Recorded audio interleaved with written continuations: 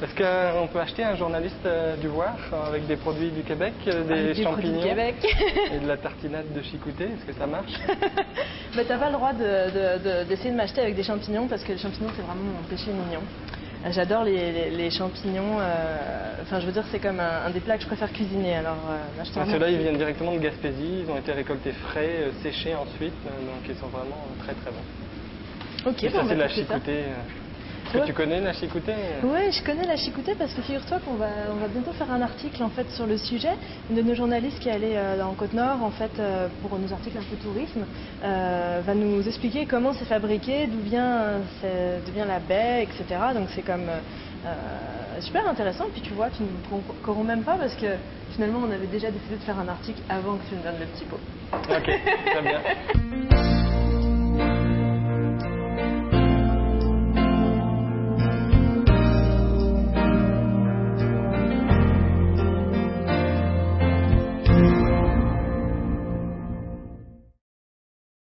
Est-ce que tu peux nous dire où on est là? Alors on est dans les bureaux du Var, alors bienvenue. Ici en fait c'est la cafétéria, donc c'est là où on prend nos lunchs quand on va pas au restaurant ou quand on n'est pas en train de manger avec des chefs. Ok, tu manges avec les chefs, parce que explique-nous pourquoi. En fait je suis la chef de section gastronomie au journal Var et donc je m'occupe du guide Resto Var et je m'occupe donc de toutes les pages bouffe pour Montréal et un petit peu dans tout le Québec. Ok, le guide Resto Var, j'ai cru qu'il y a l'édition de 2008 ou qui est sortie, qui va sortir ou... L'édition de 2008 est déjà sortie, là nous on est en train de préparer l'édition 2009. Ok, qui va sortir quand? Qui sort en septembre ou à la rentrée? Ça va sûrement sortir à la rentrée. D'habitude on le sort plus pour Noël, mais c'est possible qu'on le sorte un peu plus tôt cette année. Ok, et c'est combien de restaurants dans le guide Var? 800 restaurants. De Montréal, des environs? Montréal et puis tout le Québec. Tout le Québec okay. Donc on a une section effectivement sur les environs, mais c'est la section Montréal la plus importante. Mais on a une section à Québec, on a une section Outaouais, et puis on a une section région où on a beaucoup de restaurants en Estrie, on a Saint-Laurent, Charlevoix, on n'en a pas en Côte-Nord par contre. Mais bon, un petit peu partout au Québec, Manicouagan, tout ça. Et ces 800 restos, vous avez mangé vous y avez mangé, vous y allez tous les ans? Non, en fait, on est une équipe de à peu près une vingtaine de collaborateurs pour le guide resto. Moi, je m'occupe de la coordination de tout ça. Mais je ne vais pas manger dans les 800 restos. On les visite aux 2 ans, en fait, les restaurants. C'est-à-dire qu'en fait, pour des raisons un petit peu techniques, on visite la moitié des restaurants une année, puis l'autre année, l'autre moitié, en fait. Et puis on se tient au courant, par contre, tous les ans et de façon assez assidue pour savoir s'il y a des changements, des fermetures de restaurants, s'il y a des changements, mettons un chef qui s'en va, la décoration qui est changée, une formule qui change, histoire de donner des informations qui sont toujours bonnes à nos lecteurs, aussi bien sur le site Var qui est réactualisé. Vraiment, on peut y aller tous les jours, il y a des informations nouvelles. Par contre, c'est vrai que le guide, ça dure 1 an. C'est du papier. Voilà, c'est ça. Et justement, quand vous allez visiter ces restaurants, est-ce que vous vous déguisez? Est-ce que vous vous présentez comme étant quelqu'un de Var avant de manger pour être mieux servi? Non, pas du tout. En fait, on y va de manière anonyme dans les restaurants. On se déguise pas, désolé pour le mythe. Mais en fait, souvent on choisit, pour les collaborateurs en fait, qui signent des chroniques dans le journal, comme leur nom commence à être connu, parce que en fait, par exemple à Montréal, on a 2 collaborateurs qui signent nos chroniques, donc Gilles Dameneux et André Harvey. Généralement, ils donnent un autre nom quand ils font la réservation. Mais sinon, ils mangent comme un client normal. On paie nos additions à chaque fois. Et en fait, c'est simplement quand on a fini de payer l'addition qu'on peut se présenter pour dire qu'on venait pour le guide Resto Var, puis donner nos commentaires éventuellement au chef ou au restaurateur. Et comment évolue la cuisine sur Montréal? Je sais, c'est un peu différent du reste du Québec probablement, mais est-ce qu'on va vers du produit du terroir? Est-ce qu'on va vers du québécois? Tout à fait, c'est une tendance depuis plusieurs années en fait. On a de plus en plus de produits québécois au restaurant et puis aussi sur nos étals de marché. Puis je dirais que c'est beaucoup grâce aux chefs du Québec qui ont beaucoup travaillé ça, qui ont fait une promotion assez extraordinaire de tous les produits qu'on avait à offrir, qui ont dit c'est pas pourquoi on devrait toujours aller chercher des produits excellents ailleurs, pourquoi on ne serait pas capable de les produire ici, parce que les fermiers, les producteurs, bien faire des produits excellents, puis on en a la preuve.